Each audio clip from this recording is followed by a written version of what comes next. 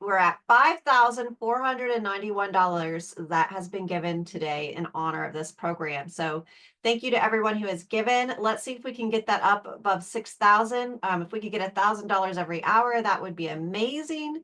All of this money goes specifically to support the programs that we offer. So thank you for giving. If you'd like to give, you can give online on our website.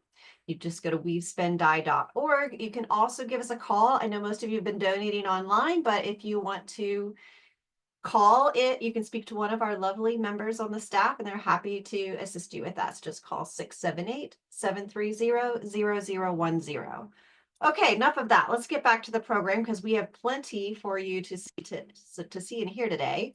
Our next guest is Laura Womack. She's back to tell us about her Cambodian friends who are struggling to keep a small weaving studio open. Hi, Laura.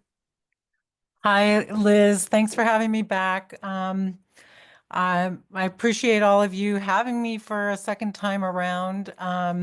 I wanted to talk to you a little bit about my work, but I also am so excited that we are celebrating community today. That's really what we're doing by supporting HGA. And I'd like to broaden that community to include our colleagues overseas. I have been fascinated to see how many people have been abroad and learned things from their teachers overseas, and I've certainly had that benefit. And this is really my way of saying thank you to my teachers in Asia. Earlier today, Denise Kovnat shared a pay-in to her first teacher, and I'm going to show you one group of weavers that I've been working with as a representative of my many teachers that I've been fortunate to have in Asia. My husband and I lived in Southeast Asia for 5 years. That's where I learned about textiles originally. And there are no better textile artists in the world. I mean, it's hard to compare artists for quality and stuff, but I think the Southeast Asian artists don't get thought of very often. We think about Japan and other parts of the world, but Southeast Asia really does amazing work. They have changed my life in almost every way by showing me what can be done with fiber. That said, when I moved back to the United States several years ago, I hate to say this, I was a little dismayed at the loss of quality in the textiles we use every day. As a friend of mine who works in the garment industry said, polyester is winning. If I remember the correct number, polyester is about 70% of the textiles that we consume. And it's not great for the environment. Even the most expensive clothing brands rely heavily on synthetics. And so there you go. That's sort of my background lecture, as it were, on that subject. So again, as a stand-in for all of my overseas teachers, I'm going to do like a quick slideshow share, and then I'm going to show you a couple of textiles. This is extremely basic, and I hope that the technology doesn't fail me. So here's a slideshow of some of my friends in Southeast Asia, in Cambodia. It's not picking up there we go. Can you see my slide? It says Cambodian weavers. We can see your slide, yes. Great. Okay, let's put that in there. And I just want to say, like, when we think about sustainability, we generally think about the environment, and the environment really needs our love and attention. But sustainability also talks about people as well. And so I just want to show you some of the people that I work with in textiles. This is Cambodian ikat. This shows you what can be done in Southeast Asia, Cambodia in particular. In this case, this is a weft ikat where they tie-dye the yarns before they weave them. I am going to talk a little bit more about more quotidian textiles today, and I'll come back to the reason for that. But this is the weaving studio at a rural Cambodian village that I go to as often as I can. Here, and I'm not doing a lot of background because I think a lot of you know it, and I want to show some of the textiles that they've sent me. This lady is spinning silk cocoons into yarn, as you know, and you notice that those cocoons are a little bit yellow. This lady is putting very fine dyed silk onto spools that will go onto their giant creel. This lady is making bobbins. And I like this slide because this weaver has her son with her, and it's important for her to be able to go to work, earn to contribute to the family, and also have her child with her. As many of you know, it's a reminder that this is a dying tradition in many parts of the world, as young people really want to spend more time. They want jobs that pay more. Unfortunately, there aren't a lot of jobs that pay more in Cambodia. Here's our weaver from before. There in the rural parts of Cambodia, there aren't a lot of job opportunities. So weaving is an important job that can be done in these rural communities. This lady is finishing a scarf that's been woven there. It's not just women. This gentleman is a dyer. He's the shop manager, a father, and a husband. He makes this place run. And I wanted to show you here, before COVID, they had 6 weavers at the studio. After COVID, they were about to close. When they called me and said that we're going to have to shut down, so I started supporting 2 looms. And so when they finish one project, I just I try to figure out what else I could possibly use. All right, so that's the picture of what's happening in Cambodia. I'm going to stop sharing if I can find my cursor. There we go. And then I just wanted to show you again, I am wearing a ikat silk from Cambodia, but I'm showing you the everyday things that they make that I try to use here. This is the most basic white silk that they make. These are all hand spun yarns. This is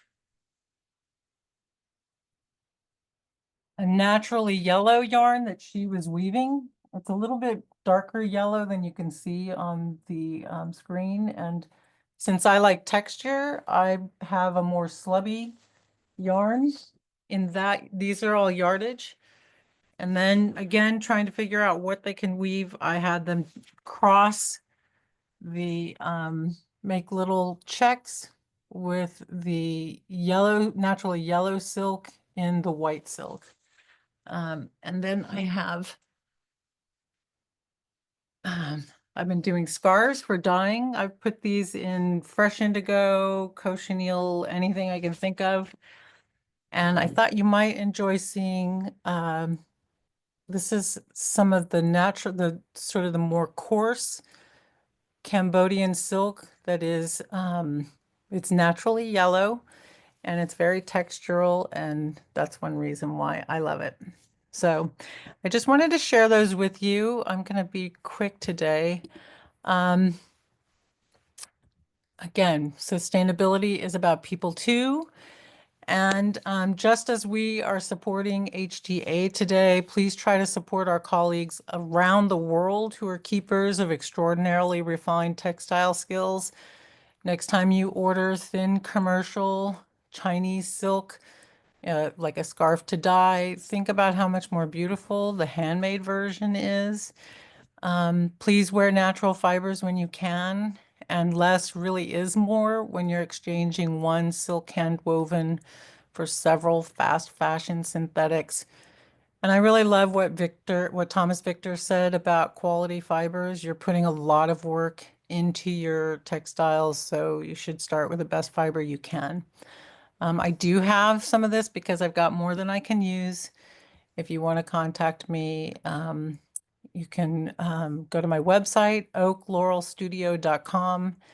I'd like to shout out to Gigi Matthews also, who is doing so much for sustainability in our community.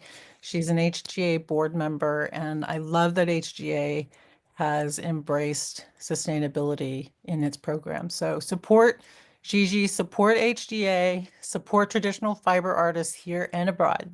Thanks so much. Thanks, Laura. That's wonderful. Oh, I have computer issues. I am faster than my computer. So, wow. It's amazing how many of our presenters today are talking about sustainability. It's definitely something that I think all of us are thinking more of.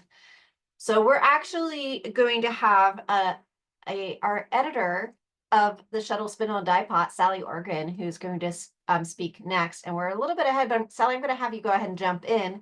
You're going to talk about Let's Dip into Dupe Lino, and I'll let you go from there. Thanks, Liz. I'm going to show you a little PowerPoint. And let me click play from start. Are you seeing my screen? We are seeing your screen, yes. Thank you. So let's take a possibly unconventional approach to, in this 10-minute tutorial to take a peek into Duplino. And how this journey happened is that last summer, I was answering a member question by digging into the ss&D archives, and I came upon this article in Shuttle, Spindle, and Die Pot, issue 19 from the summer of 1974, about experimenting with lino weaves by Hilary Chetwynd. It was a succinct 5-page article, 3 pages with lots of illustrations, 2 pages of text, but there was a particular illustration that caught my eye, and it was on page 31. And it was this type of lino that went in the warp direction. There was a thick thread and a thin thread that seemed to dance around each other. And it seemed like the perfect fit for a challenge that I had that was due this month called Turn, Turn, Turn.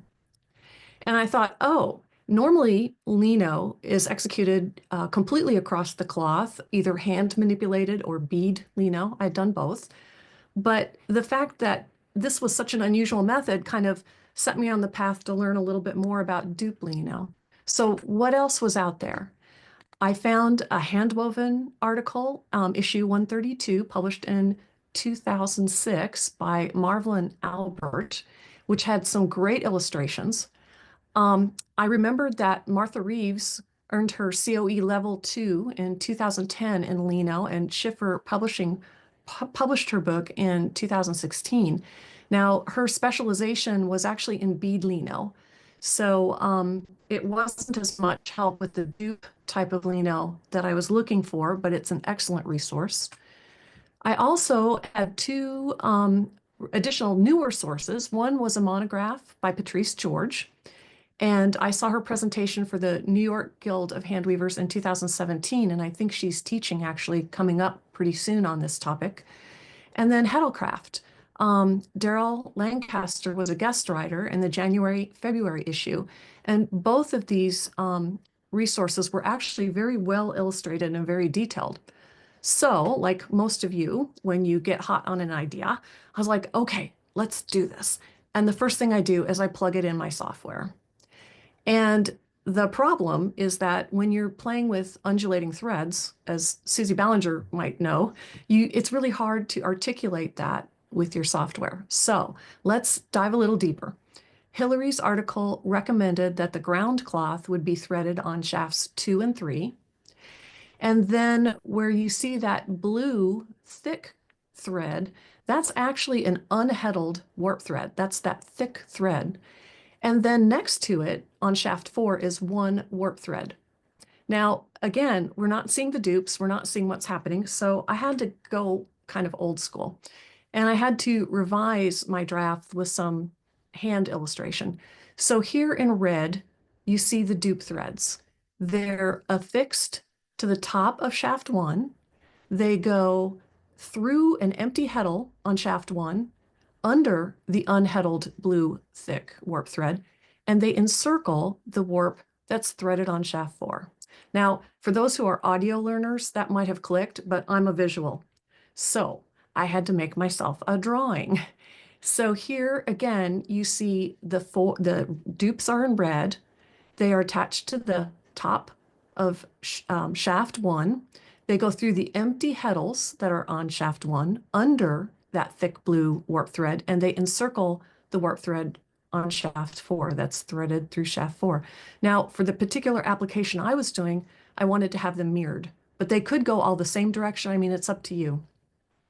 So the next question was, well, how do you figure out the dupes? How long are the dupes? Again, Hillary's article in Shuttle, Spindle, and Die Pot gave a great formula that I thought was pretty accurate. You measure from the heddle eye to the top of the bar, and then you add 1/2 of the height of your shed on that particular loom. And I would strongly suggest you sample. And I went ahead and tied the dupes for the loom that I planned to weave the project on, because I don't want to have to make 2 different sets of dupes. And after following her method, I think I had to make a slight adjustment, and my final dupe cords were about 8.5 inches. So how do the dupes actually work? I shot a quick little video to show you. So I'm going to start by lifting shaft 1, which is where the dupes are, and they're pulling those warp threads between the thick unheddled threads. And here's shaft 4, where they're falling to the outside. Again, I'm going to lift shaft 1, and they come up between those thick heddles, and shaft 4, and they fall to the outside. And shaft 4 is where those warp threads were normally threaded. So that's a much larger lift, a bigger shed when you lift that shaft 4. So I took another picture, because I know when I was trying to describe this to guildmates, everybody was having a hard time imagining what this looks like. The photograph on the left, where the red arrow is, you can see where I'm lifting shaft 1, and the dupes are pulling those warp threads up in between the thick unheddled warp threads. And in the right, again, shaft 4 is being lifted, and those warp threads are falling in their normal position. So let's look a little further. What's happening inside that shed? And what you see is that you're ending up getting a split shed. When you've activated those dupes, the threads that were threaded on shaft 4 are not able to be pulled all the way up. And so they're falling in this middle area. So what you need to know is that your shuttle is going to go, every single time it's going to go in the lower part of this shed, if you have a split shed. And you need to watch that those unheddled thick warps do not stick. Now, some people might use a shed stick, but a shed clearing stick, but what some of the articles recommended, and I found was effective, is to hang some weights off of the back of the loom on those unheddled warp threads. So that's the photograph on the left. I had 3 8-ounce water bottles that were suspended across the warp. And then to the right, I'm showing you that you also have an irregular denting or slaying order. So I left an open dent between those unheddled warp threads. And that allows the warp threads that are going to undulate to have a little bit of room to move. So I'm wondering, if you thought, hey, where's the undulation? Because all these pictures, you haven't seen much. Actually, I cut off maybe 2 or 3 swatches before I realized that the undulation was happening on the bottom of the cloth. So this photograph is to remind you to possibly put a mirror someplace under your loom so you can see what's happening. Because maybe and this could not just this method, not just dupe lino, but with some structures, it's helpful to check the underside of your fabric. I used a low profile shuttle because of that split shed. And because of the irregular slaying, your cloth may want to draw in more quickly. So consider using a temple. If you like to weave under high tension, which I do, you might want to back off on this particular application again to give those threads room to move.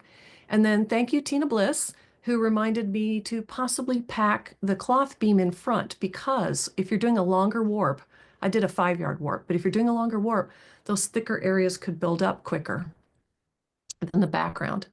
So again, the slay order was irregular. To give you an idea, my application, 16-2 cotton, was slayed at 4 per dent in an 8-dent reed for that background. And then 1 thick unheddled warp was slayed with that one warp that was threaded on shaft 4, and there was an empty dent then between them. The personality of the cloth really comes alive with wet finishing. So the fabric on the lower left was the loom state, and the one above is washed. And psst, don't forget to sample. Yeah, you really do need to sample with this cloth. I hope this presentation demystified dupe lino and that perhaps you'll enjoy weaving dupe lino as much as I have. And I wanted to take the time and prepare this presentation in appreciation for all those shuttle and spindle and die pot contributors who've provided more than 5 decades and 222 issues of fiber art inspiration and information, of which I've been a recipient because I've been a member of HGA since 1998. I've been your editor for about 11 years now. And if you would like to ensure this tradition continues, I ask you to please support HGA and ss&G. So thank you so much. Thanks so much for that, Sally. I'm always amazed by how much you know. You have a breadth of knowledge when it comes to weaving that just seems to touch upon almost everything. And, I don't think our members understand how much you interact with the fiber art community and how many events you go to. And I think every vacation you take is a fiber vacation in some way or another.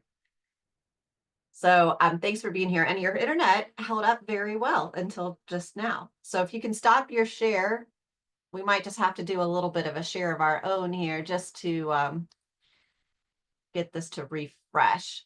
So since we have a minute and we have a bit of a freeze on Sally's share, we're going to go ahead and just remind you that we are doing this today to raise donations for HGA. If you would like to donate, please call 678-730-0010 or donate online. And every little bit that you give helps. So, as Patricia said earlier, if you can give $5, $1 for each of her tips, that helps. Okay, so we're going to keep moving on with our program.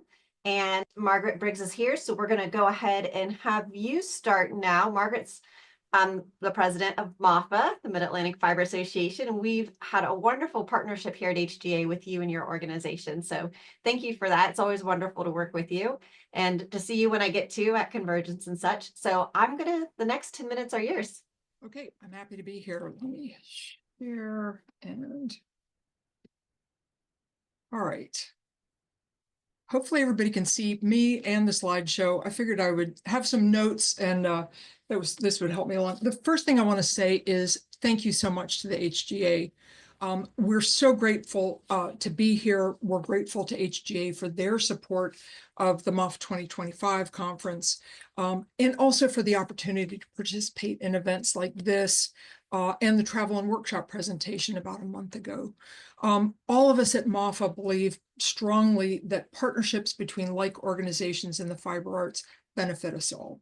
So some people ask me, are we competing with other regional organizations? Are we competing with HGA? We're not. We think partnerships are very important. HGA has been a very generous supporter of past MAFA events and conferences. They provide us magazine advertising space and shuttle, spindle, and die pot. And they also provide prizes for our fashion show and fiber art exhibits. And we're very appreciative of those. Through HGA's support, the savings to MAFA help us keep the registration costs lower, and that makes it possible for more students to attend and learn at our conference because it's all about learning and getting more people participating in fiber arts. So for this year, HGA is a gold level sponsor of the upcoming conference, and we truly appreciate their support. So whenever possible, MAFA also tries to return the favor by sponsoring and participating in HGA events, and we encourage you to support HGA as well. For those who don't know, I think most of you probably have heard of us. What is MAFA? We're an all-volunteer nonprofit organization, and we represent 62 fiber arts guilds in the greater Mid-Atlantic region. We're reaching from North Carolina to Connecticut right now, and we also have over 200 associate members. Our mission at MAFA is to promote education, development, and public outreach in the fiber arts. So the biggest thing we do is our biennial conference, which is coming up this June. And one of the new things we're doing this year, MAFA offered 20 scholarships, $500 scholarships for first-time conference attendees. We also have an ongoing fellowship program for conference students who aren't first-timers and who will complete a teaching or outreach project after the conference. And for those not able to attend in-person meetings and workshops, our MAFA virtual program is something that allows everyone to participate. The other big thing that we do to help promote education in fiber arts is we provide grants to guilds and other nonprofit organizations for their educational and outreach projects.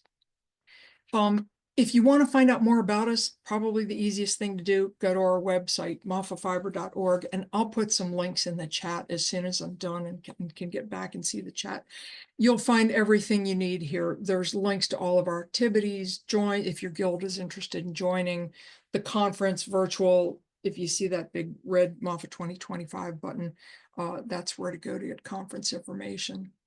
And let me talk about the conference for just a minute. This June 26th through 29th in Millersville, Pennsylvania, which is just about 15 minutes west of Lancaster, Pennsylvania, so between Lancaster and Harrisburg. This is our biennial in-person conference. We are offering 37 workshops. 23 of them still have spaces open, so yes, there's still time to register. We have exhibits, a towel exchange. Our vendor hall this year will have about 30 vendors. Friday evening, we have our spinning games are coming back with Tom Nisley as our host. And on Saturday, the open studio tour, you get to walk around all of the different workshops Saturday evening and meet all of the instructors. Workshops include weaving, spinning, dyeing, felting, broom making, bookmaking, sprung, sewing, and basket making. We have a great range of workshops this year. So again, go to the MAFA website, click on the big red MAFA 2025 button. And if I have time, I'll show you our website and how you can find our workshops. We also wanted to offer some more things for day trippers. Not everybody can come to a conference for 4 days. So we're trying to do more for people who can maybe only come up for the day or overnight. We have 15 half-day classes on Friday afternoon and Saturday. We're going to have a wonderful place that HG board member Gigi Matthews is organizing our makers meetup in the marketplace. And so that'll be a fun place to hang out. We're going to have a whole bunch of demos and make and take projects. And for those, if it's a little too far to drive up and back in the day, in one day, you can stay overnight on Friday and Saturday night, or Friday or Saturday, or both. So again, if you go to the conference website and check out weekend classes and info for day trippers and overnighters. So again, not everybody can get to in-person meetings. So we want to invite everybody to join us for some of our virtual events. We offer classes, lectures, a book group, and movie nights. And starting with 2021, when nobody met in person, we found that many of our members appreciated participating in fiber arts events online. And for some of them, even though we've gone back to a lot of in-person events, a lot of people still like to take part in online events. You get to weave at home, you don't have to put your loom in the car, and you got all your stash there. We're also finding that online events are often more inclusive and accessible than in-person events. For those with young kids at home, caretaking, mobility issues, what have you, often the online events are more feasible for those folks. So we've also found that we've really loved how it's broadened our connections with the fiber community, especially at the free lectures and movie nights, because we have people from all over the country and even other countries. So again, you can find our classes and lectures on Lesson Face and sign up for book group on the MAFA website. If you ever need to reach us, if you want to find out more about us, again, go to the website. There's a button at the bottom of the page to join our mailing list. If you need to reach any of us about anything, board members, conference committee members, go to About Us, contact us. You'll find all of our email addresses. And again, big red MAFA 2025 button. Also the virtual tab, if you're interested in grants or fellowships, you'll find all that information on the grants tab. So what I want to leave you with is encouraging you to support your fiber arts organizations. And this can happen at all different levels. If you have one, join your local guild, participate. go to meetings, meet people, learn things, go to spin-ins. It's a great way to meet people and just be connected to your fiber arts community. If you don't have one, start one. I've done it. It's not that hard. Help with outreach activities at festivals and fairs and schools, senior centers, whatever. People love to see us demonstrating things. It really is helping to connect people back to where our textiles come from. And any of you who've been to do outreach at festivals know how many times people will walk by and say, oh, look, people used to do that. And we say, yeah, and we still do. So let's get out there and show them and help them learn how to do it too. Participate in your regional fiber arts organizations events. This is an odd year, so all of the regional organizations are having their conferences this summer, this spring and summer. So try to join, whether it's for the day or whether you can take a multi-day workshop. We'd love to have you there. Join HGA.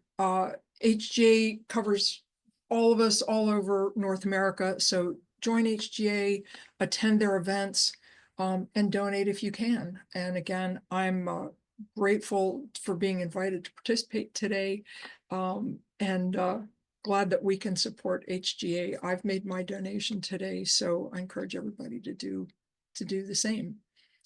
Do I have another minute, Elizabeth? Yes, you do.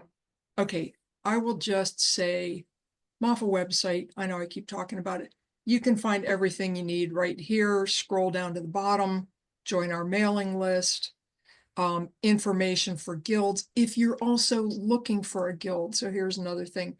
If you're new in an area, come here to the find a guild tab. You can look on the map. You can also sort everything by state. So along with HGA's fabulous database, this will give you some contact information for guilds in the Mid-Atlantic region. Conference, everything you could possibly want to know. Look for all the tabs here in the sidebar or up at the top. Registration is open for workshops, housing, weekend classes. It's all here. We're just waiting for you to come join us in June. MAFA Virtual, you'll find all the links here. Those classes, and of course my Zoom bar is now in the way. So sign up for all of our virtual classes is over here on Lesson Face. And I'll put some links in the chat here in a minute. All of our classes for the rest of this spring and for the fall are now up on Lesson Face. So I'll stop sharing. Margaret, thank you so much for that. Oh, we're so happy to be here. We're wishing HGA the best with fundraising today. And again, just hope everybody will participate. Well, and I love that you said too that it's not a competition. And you know, when we talk, one of the things I always talk about with the Guild Development Retreat is that we want to support our local guilds and our regional groups because, you know, it all trickles up. So for many people, you start out with your local guild and then you work your way up. And Convergence, which is such a huge conference, it's not easy for everybody to go to that. They might not have the ability to travel across the country to where it is that year, or they might not have the funds. And so I think our regional conferences play such an important part because you're more accessible in that sense that you're serving directly the weavers and fiber artists in your area. Yeah, the rising tide raises all boats. It's whatever way we can get people involved in fiber arts, it benefits all of us. And again, we're delighted to help other fiber arts organizations and HGA. So well, thank you for being here. Well, on that note, I'm actually going to talk a little bit about Convergence because we had a gap in our schedule. It was surprising. First of all, thanks to our board because our staff has been overwhelmed. We're short-staffed right now. We're going to be hiring somebody new to add to the staff here soon. But the board really helped pull this event together. They helped find all of our presenters today and encourage and nudge people to present. So a huge shout out to our board for their support for this program. We can't do it without them. We can't do it without you. We need everyone. We are a community. And so there's not just one person to make an event successful. So let's talk about Convergence. If you've been with me since noon Eastern time, then you already heard me say that we are planning to bring Convergence to New Orleans. We're still waiting to finalize that contract, They'll be getting an email from me tomorrow for an update. But there's a lot of negotiating that goes back and forth. Contracts negotiation can take sometimes 6 months, but I'm confident everything's going to go through. We're going to be in New Orleans in 2026, in August 2026. So why New Orleans? Well, it's a great city. There's art everywhere in that city. It's so much fun. When I went to visit the hotel, I hadn't been in New Orleans probably 10 years, and I forgot how much I love the energy of that city. Yes, it's hot and it's humid, but I've got some great news to share with you. You don't have to step outside the building, because this year, in 2026, the conference will be completely contained in the Sheraton Hotel. That means your hotel, your lodging, your classes, everything in one building. It's a huge hotel. And I'm going to share with you a little bit of information. I'm going to start off with a video of the hotel itself. And so we're just going to take a couple minutes to watch this. So let's go live.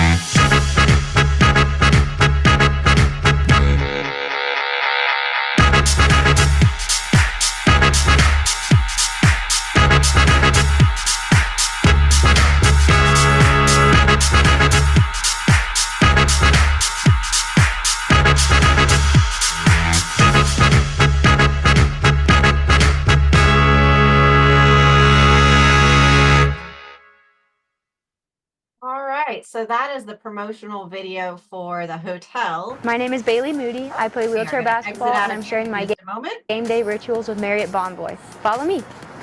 Let's shut that down. There we go. Our keynote is going to be Karen Hampton. She's been on Textiles and Tea. We are so excited to have Karen as our keynote for the conference. This is actually the first I've shared this with anybody beyond our staff and board. So you're the first to know. And then let me walk you through the hotel. This is the hotel lobby. The hotel has given us a hotel night rate of $130 a night. We couldn't find, that's the best rate we got from all of the bids. We sent out over 100 requests for proposals. And when I do that, the hotels come back and they say, here's what we're going to offer you, or the cities or the convention centers. Sometimes it's a team, but because the Sheraton can fully hold us, we will be, we just had the one bid from them that we needed. So they're offering $130 a night. There's 1,000 hotel rooms, so you shouldn't have to worry about not being able to get in. Out here, this is where you valet park. It's one of the entrances. Behind this registration on that across the street, there is a self-parking. This is the registration area. And we got this nice little, I'm gonna just kind of look around. I'll try to move slowly. Here's a nice little gathering area. It's a bar and they have food. So if you wanted to come and grab a bite to eat or a beverage at the end of the day or a coffee in the morning, that's available to you. There's an entrance here as well. I'm gonna keep moving. They have these nice hotel elevators where you can put in your floor number and then it tells you which elevator to get on. It took me a little bit to get used to that because I kept wanting to look for whichever door is going to open. And then you go into the elevator and you're wanting to hit a button and there's no button to push. There's going to be a new Benet restaurant over here in this corner. And there's also a FedEx station where you can ship packages as well. So over here is the escalator next to the Starbucks. And we are going to go ahead and go to that second floor. Here we go. We're going to go up the escalator, excuse me.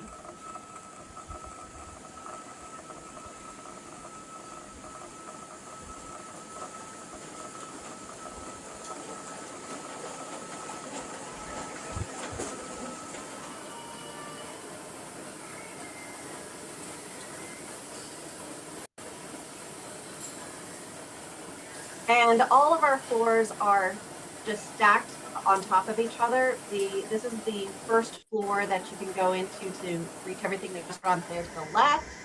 Once you go in, you're going to go over here to the right. And it's doing a little bit of its own stuff, so give me a moment. Taking me to the ballroom that I don't want. These are some of the rooms. We're not actually going to use these rooms here. Believe it or not, it actually has more rooms than we're going to use. I think they have somebody else there at the time, but let's keep going out. Floor plan. So this is that floor that we were looking at. There's we don't have anything on here. We're actually going to go back to we're going to just use this one. So we start on the third floor. This is the Napoleon Ballroom. And what I love about this space is there are all these windows. So we're going to have some natural light. This is the floor that our vendors are going to be on. So it'll be the very first floor. You'll walk in from registration and you'll be able to see our vendors. And then from there, we're going to go up and you have some additional ballrooms. This is going to be all broken up into classes. And then the Armstrong Ballroom, this one is just gorgeous. This is where we're going to have our art exhibits. So if you just look, there is natural light throughout this entire space. Just absolutely gorgeous. I wish it was slightly bigger because that would have been an amazing place to have the fashion show. Okay, let's see if we've got a couple things here. The dates are going to be August 12th through 16th. We try to have dates in July, but we just couldn't find a city that could offer us dates in July that was a rate that we could afford. A lot of them wanted hotel rates that were over $150 a night, and we really didn't want to spend that much. So most of you don't want to spend that much. And so this is at $130 a night. It's a much more doable for all of us. All right, let's go back to those floor plans. Okay, so we just looked at, this is a lot of things on my screen here, bear with me. Second floor. So here's where you're going to start. There's elevators here. You'll go in. This is the registration desk. That's where you'll check in for the conference. And then you're going to walk right on in. This will be the marketplace. We'll have classes over here. And we have classes here. These classes even have an outdoor area. So if we have a class that requires you to be able to put your product out, what you're working on outside, which we had in 2024, you'd be able to do that.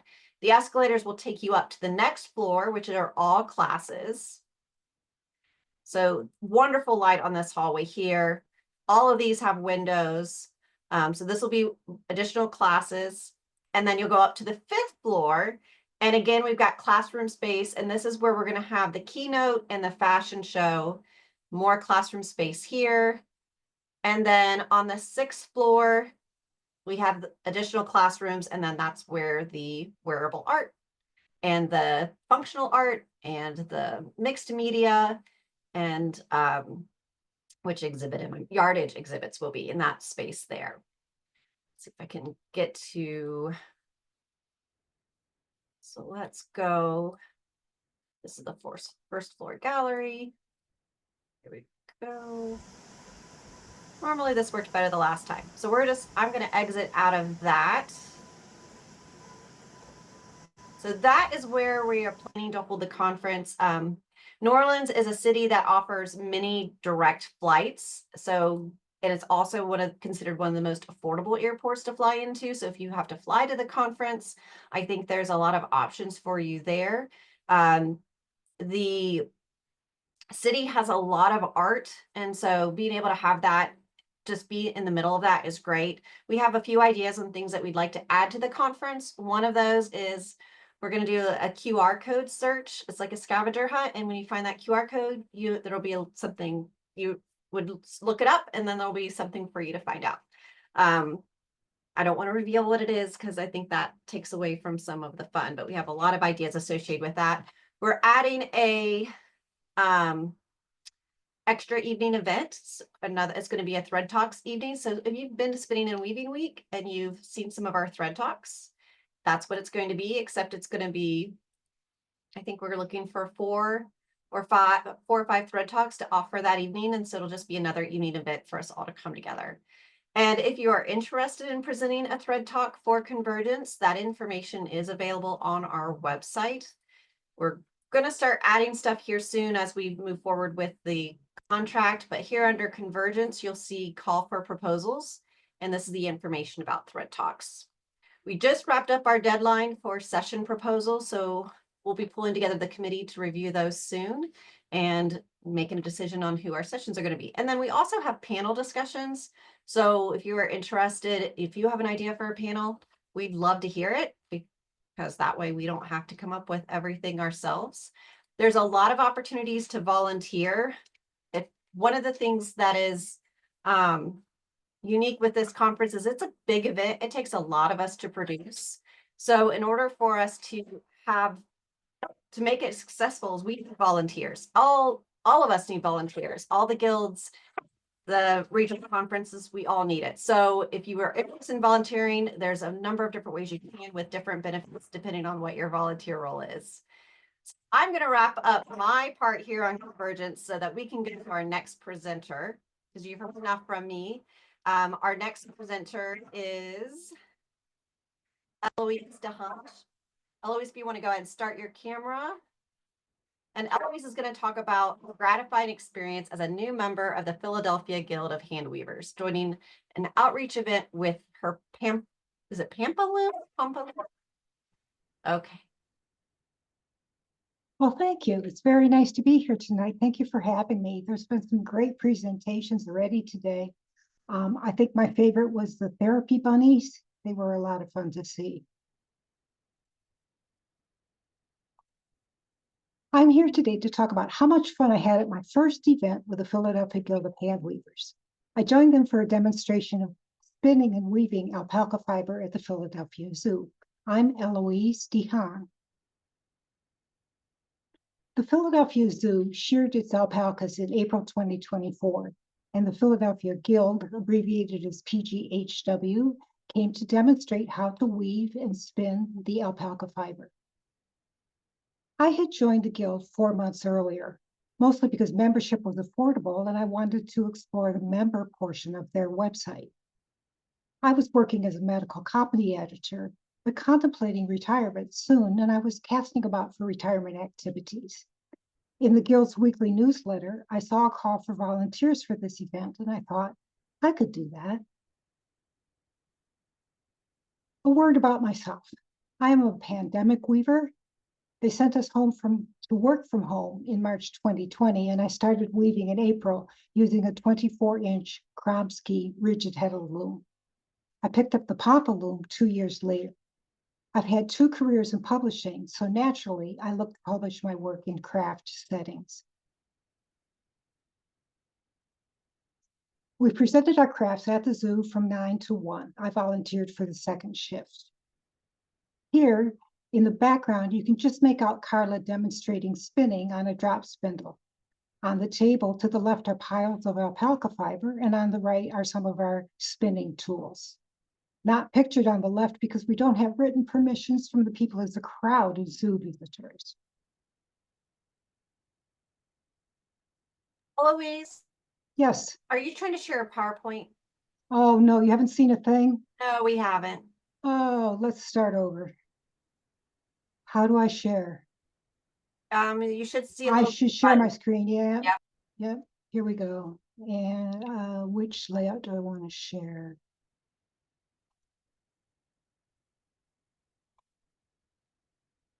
There we go. Now, do you see the zoo Yes, map? we do. You just Okay. go into slideshow view.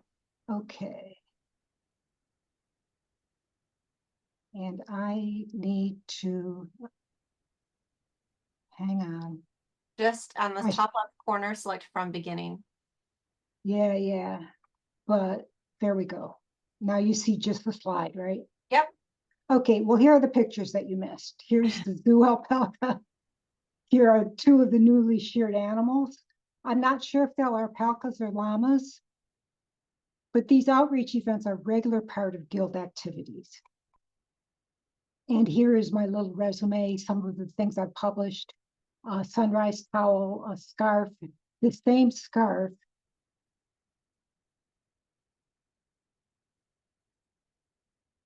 was published as a project in Little Looms and exhibited at the Wayne Regional Jury Spring Open exhibition. And here we are presenting our craft, and here's Carla showing spinning on a drop spindle. A steady stream of visitors approached the guild members, and we encouraged them to touch the fibers. And after we showed them what we were doing, they'd say, "Very cool." Here's the zoo. It was a sunny, brisk, and breezy spring day. A river of visitors passed on the path in front of our station next to the alpaca enclosure. Maybe one family in 10 would wander over to look at what we were doing, and of them, 1 in 10 would ask questions. Sometimes they would tell us about their hobbies and their families, where they lived and how far they had come that day. On the map, the alpaca enclosure is just above the zoo logo. It's south of the zoo logo on the map or just above it. A word about myself. I think of myself as a rigid heddle weaver because that's how I started. But I was concerned about carrying the rigid heddle loom to the demonstration site at the zoo because parking there would not be convenient. And the project I had on the loom wasn't appropriate for the alpaca event. I also weave on a pampa loom vesto model. And it happened that I had 100% baby alpaca yarn working on my pampa loom. The loom comes in 3 pieces shaped like pattern pieces for sewing a top. These loom pieces are very portable, and I asked the event organizers if I could bring that loom. They said yes, and I did. This is what the crowd of zoo visitors look like from the zoo's website. I had a marvelous time watching the people who were visiting the zoo. The crowd was endlessly diverse in dress and style. Everybody's hair was blowing in the breeze. People were there to take in what the zoo had to offer. Parents were in an indulgent mood. I showed my weaving with the purchased alpaca yarn on the pampa loom. Children loved the pink color. They came running up to see it. Everybody squeezed the yarn ball to see how soft and squishy it was. One teenager appeared in front of me, hands on hips, and demanded, "Tell me exactly how this works." A family came with a little girl, hardly bigger than a toddler. Her parents expected her to learn everything. One of our members went down on one knee to show her how to spin on a drop spindle. And finally, a woman came with her mother, who was from Albania and didn't speak English. The two looked exactly alike with their print dresses and wide smiles. Excuse me, I need to take a drink of water.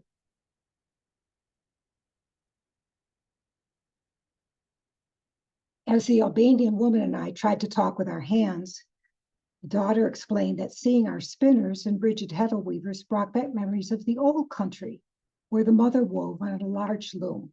The mother experimented weaving on a rigid heddle loom that we had brought to the demonstration. I truly believe that we made their visit memorable.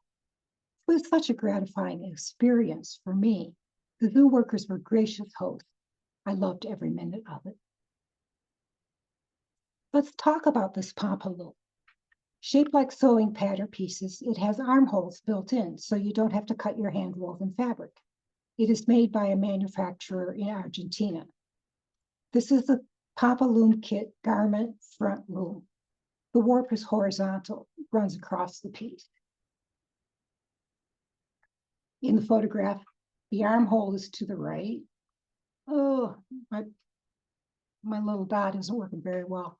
And then in the neckline, there's an inset so that you have a notched neckline. The weft is woven under and over in loops. I believe the weaving term for these loops is bite, B-I-G-H-T. The loops can be finger woven or pulled through with a shuttle, potholder hook, or rug needle. The metal rods that you can just see running through the fabric here are there to be sure the warp stays aligned. These rods are simply pulled out when the weaving is finished. This is a Papa Loom Kit garment back loom. Both sides of this loom piece are warped and woven. If you look closely, you can see that the bottom side of this is already woven with yarn, and the top side is warped and waiting to be woven. And when it's taken off the loom, it unfolds like a book. Again, the armholes are woven in, so you don't have to cut your fabric. You weave the front loom twice for 2 front pieces, and the back is woven just once. If you look closely, you can see that I put a row of crochet stitches around the edge to finish the edges. This is the Papa Loom Kit sleeve loom. The way it works is you weave the front and the back of the pieces and join them at the shoulder. This creates a vest, and you measure the sleeve opening of the vest. Then you go to the sleeve loom and adjust the little slide up at the top. My pointer is not working well at all. You measure the sleeve opening of this vest and the sleeve loom so the loom measures the same side as the vest, and that's how you get the shoulder seam to fit into the shoulder sleeve. Here, the finishing crochet is in green, it is more visible against the pink woven fabric. These are the 3 projects that I have made. The vest I'm wearing in the middle photo was made from samples I wove to get to know the loom. When I wore it for the first time, my friend said, "You look like an escapee from a hippie colony," and that's how it got its name. The back of that vest was shown in earlier slides, the back piece that folded out like a book. In the photo on the right, the acrylic blue yarn looks like denim when it's woven, but is very soft and fuzzy. This is my last slide. The Guild has 20 special interest groups. We call them SIGs or clubs. We have SIGs for spinners, weavers, machine and hand stitchers, the dye garden, knitters, crochet enthusiasts, surface design, sustainability, outreach, and more.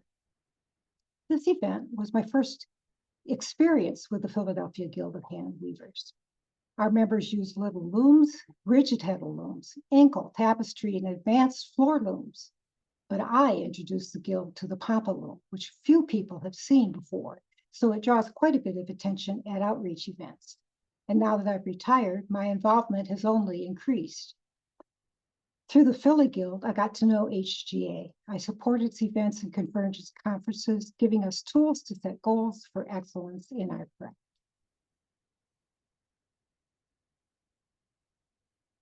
And that is the end of my slideshow. I'll click to end it and stop sharing as soon as I can figure out how.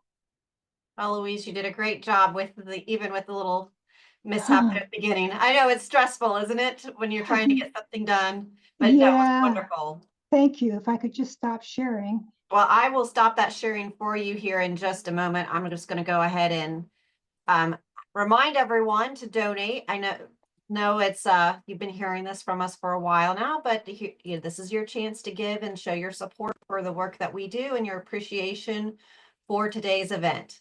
So you can donate online by going to our website, or you can call us at 678-730-0010. Let's take a look and see where we are with those donations.